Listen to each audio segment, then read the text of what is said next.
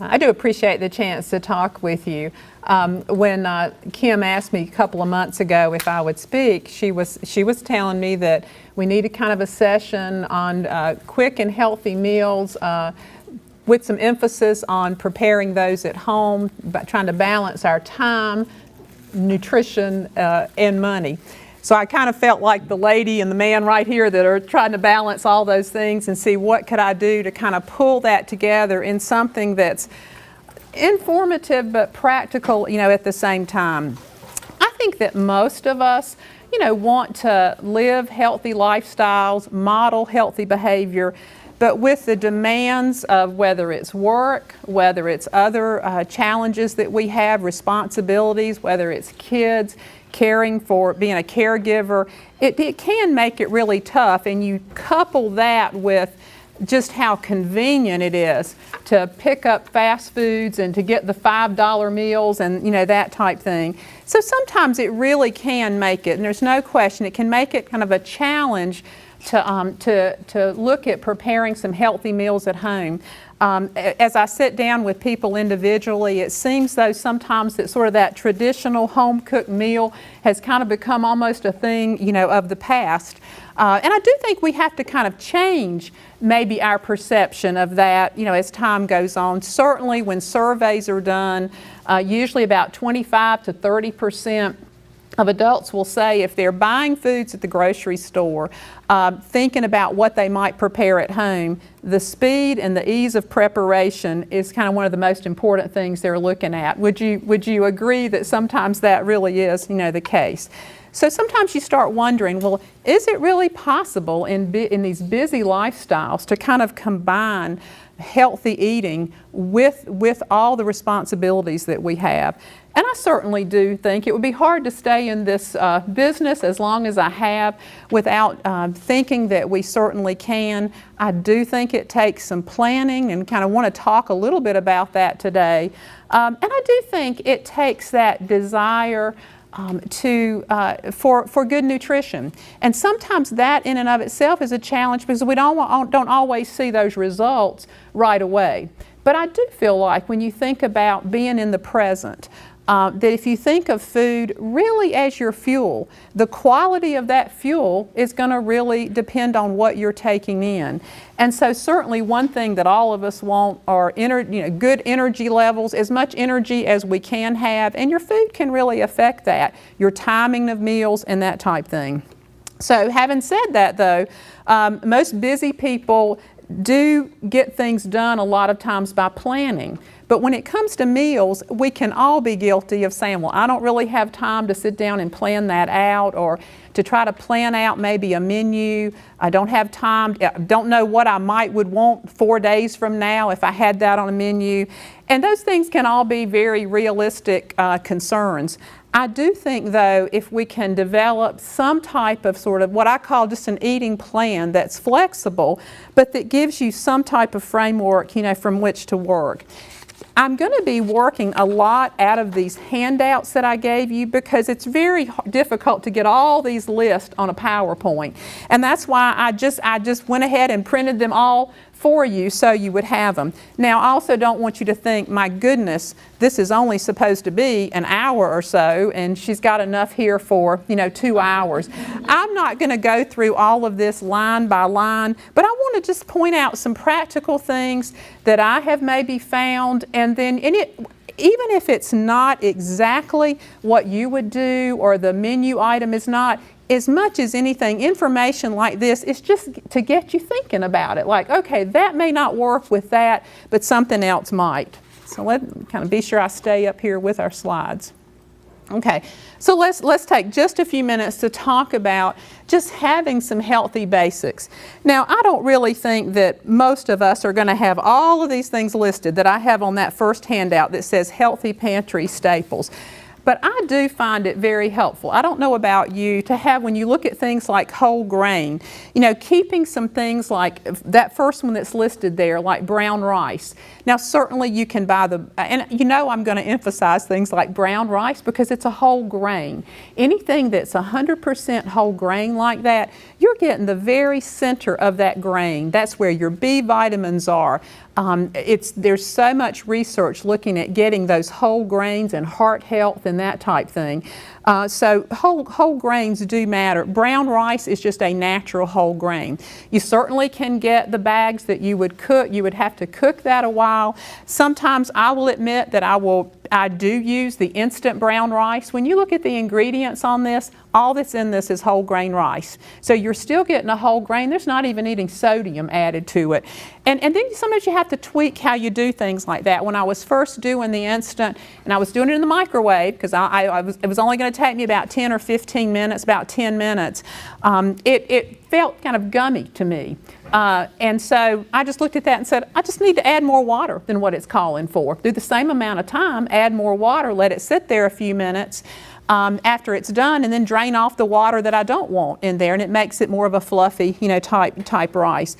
If you're eating a half of a cup of that brown rice, you've got enough whole grain in that. It's not just the fiber, but enough whole grain to count as a full serving. I don't know if any of you are using the whole grain pastas. Just a great thing to keep on hand. You might have some leftover chicken or lean ham or something like that you just make a pasta salad with. I don't know if you're using any of the whole wheat pasta. I had tried another brand. I thought it was great because I loved that taste of the wheat. My husband said, that's kind of strong with a wheat flavor. So I picked up the Muller's brand. It's still 100% whole grain, and it has just a very mild taste, but for a half of a cup of that, you're getting a whole serving, of whole grain. I don't know if you've tried any of the other grains like quinoa. The reason I like something like quinoa, I like the way it tastes. It has kind of a nutty flavor, but again, basically you are heating up water, you're putting it in there and letting it sit, and once it sits there a while, you're ready to eat it, and it's a complete whole grain. It's also one of the whole grains that has a little bit more protein in it than some of the other whole grains. Now, you can get as creative as you want to be with something like that. If you're keeping onions and peppers and things like that at home, where you can just take a minute to saute those and then add it to that, just if you want to give it a little bit more, flavor, or some of your seasonings, whether it's your herbs, Mrs. Dash seasonings, that type thing. Certainly another thing, we talk a lot about the disadvantage of canned foods. Canned vegetables would be what? What's the disadvantage? Sodium, exactly. I'll get my bags of beans and cook those, and I'll usually do those in the crock pot overnight, just so put them in there and they're done the next morning. Sometimes just for convenience, in my pantry, I'm going to have these reduced sodium. In this case, it's the northern beans or the black beans, that kind of thing. And sometimes when you're trying to kind of quickly put something together, you just know you're going to come in and heat that up, and you're not having to put a whole lot of thought, into that. Certainly this goes on to talk about canned fruits. We're kind of entering that time of year where the fresh fruits are so wonderful, aren't they? Who wants canned fruits when you can have fresh strawberries and as we get into June, peaches and your melons and things like that? I do think, however, they can be handy to have a few on hand. Now, as for those of you that have children and you get into the struggle, and maybe even adults too, of just not wanting vegetables, it takes a while for kids, even some adults, to acquire a taste for vegetables. Remember that some of those fruits have some of the same nutrients. So you put that little bit of pineapple slice on lettuce with a little bit of grated cheese, or a pear halves, even the canned ones. Most kids are going to eat those. Cheese is magic, isn't it? If you put a little bit of grated cheese on anything, kids will eat them. Certainly there are options when it comes to some of the canned meats. I have found the StarKist low sodium tuna. Now, I will say, when we talk about trying to balance cost and so forth, anything that they've put in the can in a little box that's gold, it's going to cost more. Right? But if you can find these things on sale and know that if you're concerned about sodium, which in our intake, the typical intake for Americans is something like 3,000 to 5,000 milligrams a day of sodium. Recommendation for any of us in my category over 50 would be 1,500 milligrams. If someone's not in that category and doesn't have high blood pressure, the recommendation is about 2,000 milligrams. So sometimes some of these products, that one is worth it to me because it's so meaty. When I open it up, I have to take a fork and take that. It's not a mushy tuna. So again, keeping some of those on hand. in the refrigerator. I think tortillas are a great way to sometimes come in and just do a wrap with some leftover chicken, or something, like that. I'm going to encourage any of the fruits and vegetables that are in there. I think the freezer is just a wonderful way to get. I know you can get, certainly all of these steamable type things. Again, and there's nothing wrong with that. You're putting it in the microwave. Most of your frozen vegetables, if you look at the ingredients, it's just the vegetable. It doesn't have salt in it. It doesn't have additives. I'll tend a lot of times, though, just to get some of the ones that aren't as expensive. You kind of pay for something that's this convenient to pop in the microwave, and there again, if that's something that makes it easier for you. But if you get a bag of broccoli and get a large bag of that store brand of it, like the broccoli florets even, you're going to come out a lot better money-wise, and you're putting it in a little container, a little bit of water, putting it in the microwave, steaming it. You've got to put this in a container anyway once you open it up, or most people would. So you still only have that one dish, to wash up. But then there are options. The brown rice that's basically already cooked, you're just steaming it to heat it up. You've got these that say they're brown rice and wild rice and brown rice. Wild rice is a whole grain, so keep that. It's really a seed, but it's in that same category of whole grains. So there's a lot of options like that. I think the freezer can be. I'll sometimes, if I'm planning kind of a menu for several days, just put steamed vegetables, and then I go and look to see which one of those I'm choosing to have, for that day. So anyway, just kind of thinking about what you can have. I've got here the boneless, skinless chicken breast. Aren't meat cost just something these days? And it's still, when I look at that though sometimes and I think, well, if I'm getting, maybe I'm wanting to get the lean ground beef, I do look for that when it's on sale. I look for the specials, of that. Sometimes when that's not on special, for a pound of that, it can be, $7 a pound, now. Now, in our case, where it's just two of us at home now, we're going to easily get a couple of meals off of that. And so sometimes when I still weigh those things out, if I'm trying to eat healthy, it's still more economical for me than paying what I would pay, eating out. I think it's easy sometimes to look at that you can eat out. Sometimes it seems less expensive, but to try to keep some health and nutrition in there, it is very difficult to eat out and eat out less expensively than eating at home. Okay, so we're stocking the pantry. Let's kind of go by taking this meal by meal. Whoops. Let's look at the planning. Just if you've never done it before, where you just kind of sit down and kind of look at maybe 4 or 5 days ahead of you. And just what you could plan out. But start with some of the basics that you already have. This has got your chicken breast, your quinoa, and your steamed vegetables. I have a little bit further over, I did put just a basic recipe in there for baking chicken. And then you can add whatever seasonings that you choose, to on that. And know that when you jot down kind of a menu, or what I call your kind of flexible eating plan, that sometimes it's going to include eating out or picking up something. You know what your schedules are sometimes, and you absolutely know that that's going to be a night that there's no way that you even have time to come home, or that sort of thing. But I do think that can even be planned out, as well. Okay, so let's just talk about this a little bit. Quick and healthy breakfast. Let's just take it meal by meal.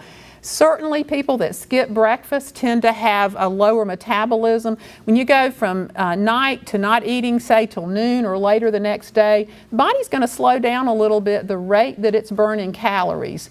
It always tries to preserve, itself. So then when you do eat and you're burning calories at a lower rate, that makes it easier to gain weight. In fact, it's kind of interesting. There's something called a National Weight Control Registry where they follow folks that have lost at least 30 pounds and kept it off for a year, and then certainly they've continued to follow them even longer on that. And just about all of them say to maintain that weight loss, that usually they do include breakfast. It's just interesting to see the patterns. They look at what these folks tend to have in common, including breakfast, is one of them. So it's not only fueling your body, it's helping you burn more calories throughout the day.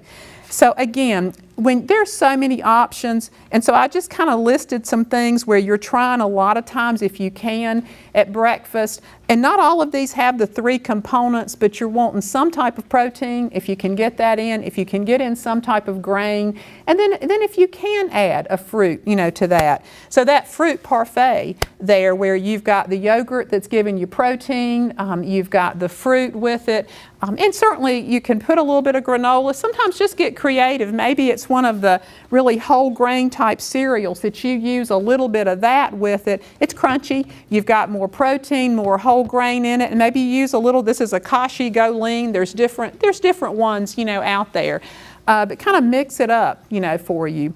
That second one where we say a peanut butter and banana sandwich, we just kind of put in there that it gives you all of the components. That might not be something that you want to eat, but I think sometimes just kind of rethinking breakfast a little bit. If you're having a waffle, certainly these are not a complete whole grain, but we're talking convenience, where maybe instead of putting just tons of syrup on it, you really do see what does it taste like if you were to put just some fresh strawberries on it, or blueberries, or maybe you need the protein, so you spread a little bit of peanut butter on it. You'll find if you do that, it takes very little of that syrup to give it that little bit of flavor, just kind of stringing it across there versus loading that up, and you've got your whole grain. Sometimes I will do that. I will say, okay, I've got the whole grain, spread a little bit of peanut butter. I like bananas, and I'll slice bananas across it. Got the fruit, got the grain, and I've got the protein on that. Now, I did notice down here where, I don't have them numbered, but if you go about a little over halfway where it's talking about blending skim milk, a cup of raspberries, and some oatmeal, that probably makes a pretty big smoothie right there. You're probably ending up there with maybe something that a couple of, unless somebody's burning a lot of calories, maybe a couple of folks could split on that. But still, a lot of folks do add oatmeal to their smoothies, and it lets that smoothie stay with them longer. It takes it longer to break down to glucose, and they're getting a whole grain in it. A lot of times, certainly with packages of instant oatmeal, instant grits, you are getting more sodium, with those, and I recognize that. So anytime, let's say that you like grits, if you look at the bag of quick cooking grits, it's going to tell you how you can do that in the microwave. I think it's 1/4 a cup of grits with a cup of water. You can tell I've done that, before. 3 or 4 minutes in the microwave, depending on how thick you like them. So you don't even have to do the instant, and it's still very quick, and it's going to be more economical to go with your bags versus the instant ones. Maybe doing a breakfast, burrito with your kind of an egg burrito, I guess or egg wrap, I should say, where you put the egg. Maybe you've got you cook some turkey bacon for some BLTs the night before, and you save some of that for your breakfast, the next morning. That again, just some options on the back of that page. This was something that one of the other dietitians had found a while back. I think it makes a good point, making your smart breakfast choices, and it's that idea of what's your grain going to be, what's your protein going to be, and what's your fruit going to be. Certainly for I have folks that include sometimes cottage cheese and fruit at breakfast. Cottage cheese is interesting. I love it, but I can when I'm sitting down with somebody and I'll say, do you like cottage cheese? It is either, no, or it's, yeah, I really do. There is not a lot of in between when it comes to that. Do I have folks in the category? Oh yeah, category with that. Isn't it wonderful that there really are so many options, out there? I have recently tried I don't know if you've tried the Greek whipped yogurts at all. I like yogurt. I can sometimes get tired of the texture of yogurt. It's just textures come into play on what we like. I like the Greek yogurts a little bit better. Certainly they're higher in protein. If you get a light version, they're not that high in calories, but they're thicker.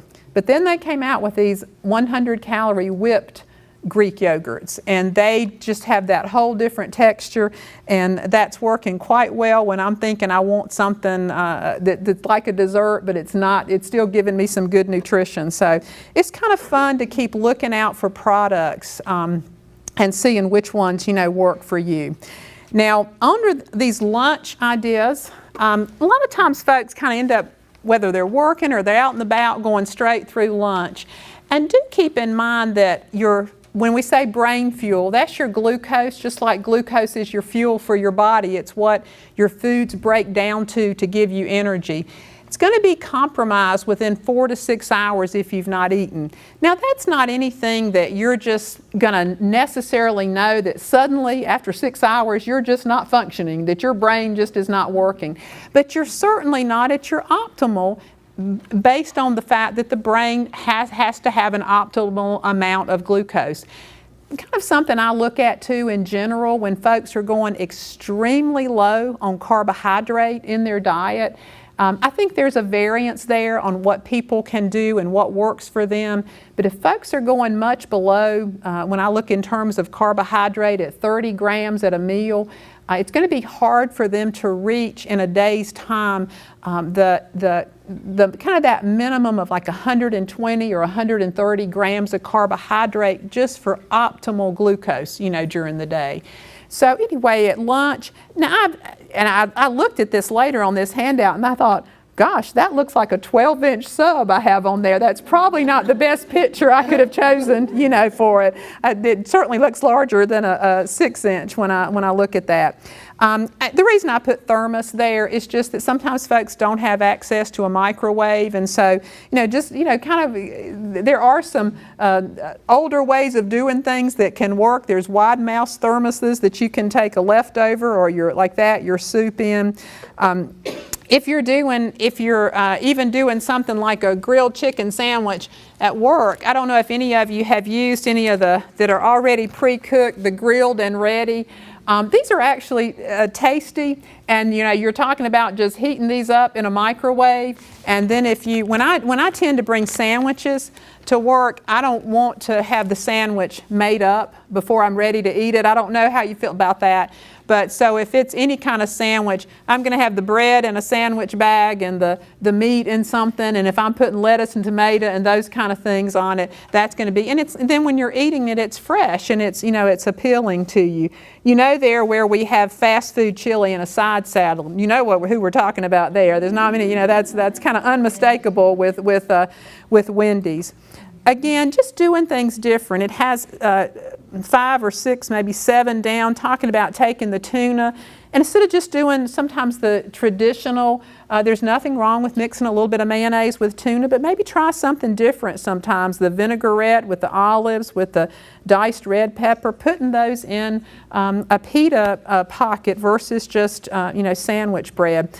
I was looking at the one under that, where it says 2 slices of whole wheat bread, some Dijon mustard, sliced turkey, Swiss cheese, and then it has a sliced pear. Now, if you went out to eat and it said, this sandwich is a turkey Swiss with pear medallions on it, you would be like, okay, I'm willing to pay $2 more for that. Sometimes we don't think about the things that we can do at home that are interesting by putting something that gives that crunch and a little bit of sweetness to that turkey. It sounds kind of strange, but it's actually very good. Same thing down, maybe it might be on the dinner one, but I'll go ahead and mention it, where the seasonal salads that you get out with your dark greens and this time of year strawberries and pecans, and sometimes they're just so good, and yet we could do that at home so easily when you think about it. Now, I'll agree, there is something about somebody else preparing food that, when people say it just seems to taste better, that sometimes that does seem true. I can understand that, but I think sometimes we don't think about how we can do some of those special things at home and save us a little bit of money from that. Now, what do I say on the next one? Yeah, I really did put that up there for a reason. I don't know if you can see that. It says, what's for dinner? When I had kids at home, and even if I had it, and I did most of the time, kind of planned out. I knew when I walked in the door kind of what we were going to do for dinner. It still would grate on me when what's for dinner? As soon as I walked in the door. I don't know if you've had that experience where wanting to know before you can even put your purse down, what's for dinner. So just thinking about preparing dinner sometimes can make you feel pretty tired. I really do believe in this, where you really try to plan out especially if you work and you have those work days, just kind of planning out, jotting down for those dinner meals what you would plan to have. I really believe it works because then your mind is off of it. You know even the night before if there's something that you need to take out of the freezer or if it's something that needs to thaw for 2 days. You kind of have that plan. You know what your grocery list needs to be if you don't already have it in the pantry. And a lot of times you'll find that you can really cut down on how many trips you go to the grocery store because you're getting the things that you need. And for that. So really, if you haven't done that, think about it and plan on, as we'll look in a minute, kind of plan on that there's going to be some leftovers, for it. So when you're looking at your dinner ideas, that baked potato bar type thing, that can work great where you're popping that potato in the microwave, a couple of those potatoes for 5 or 6 minutes. I don't wrap them individually after that, but I take a piece of foil. If I'm doing 2, like now it would be 2 maybe, I just wrap the whole thing. The key about doing that in the microwave, in my opinion, is letting it finish cooking outside of the microwave. Let it finish cooking. If you try to cook it all in that microwave, it's going to change that texture, because you're trying to get it done. It's going to get done if you wrap it in that foil and you let it sit, and you're going to have a good texture to that. And then you might have that, whether it's the we say here tuna, and I love tuna. I haven't gotten into putting it on my baked potato. I'll be honest with you about that. If you're using something like that lean ground beef, again, watching sodium, this Fiesta Lime, Mrs. Dash, that is great if you like that sort of taco flavoring in the meat. It's also great to use if you're just making tacos. It has no sodium whatsoever, and you get all the flavor, of those seasonings.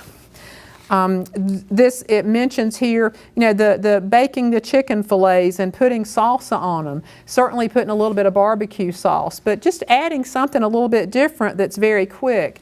And again, if you've planned it out, and it obviously this wouldn't work for everybody, but let's say you come in, you've kind of had a quick meal that you've kind of planned out, and you're looking and you're saying, yeah, I was going to cook that salsa chicken or barbecue chicken tomorrow night.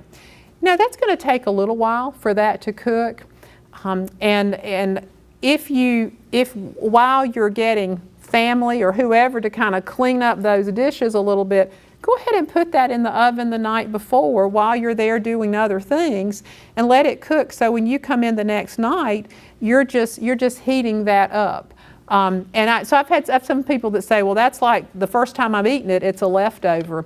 I don't think that you're going to tell that much difference, if you cook it. And that was one way, if people are really wanting to know, how did that work?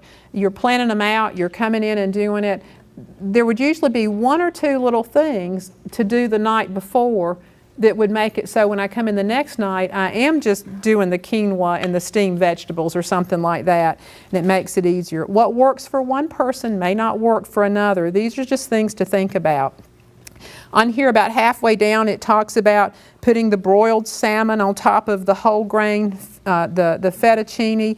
That was the reason. The very next page, I thought, well, I'm just going to include a basic recipe for baking chicken, for baking salmon. One of these talks about making shrimp tacos. So I thought, well, I'm going to put in here a basic recipe. Your fish and your shrimp do not take very long to cook. They're so healthy. We talk about the omega-3s that are in those. And that hasn't really changed. That's a polyunsaturated fat that really does seem to be heart healthy, possibly lowers inflammation in the body. Inflammation in the body is connected to so many, whether it's heart disease, arthritis, all of those things. Anything that you can do, and that's the thing that diet-wise, your fruits and your vegetables are anti-inflammatory in the body. Your red meats, your saturated fat are pro-inflammatory, meaning that they actually do promote inflammation. Yeah, that's a hard thing to measure though. That's why it's hard to kind of think about eating healthy, how it's going to affect you later on.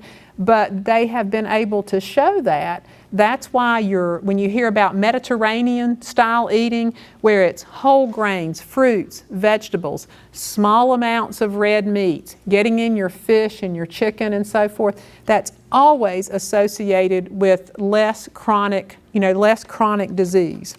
So, and here, I guess this was the second one from the bottom. There you go with the baby spinach and the strawberries and the balsamic vinegar with olive oil and the chopped pecans with putting, of course, some of your grilled chicken breast on that.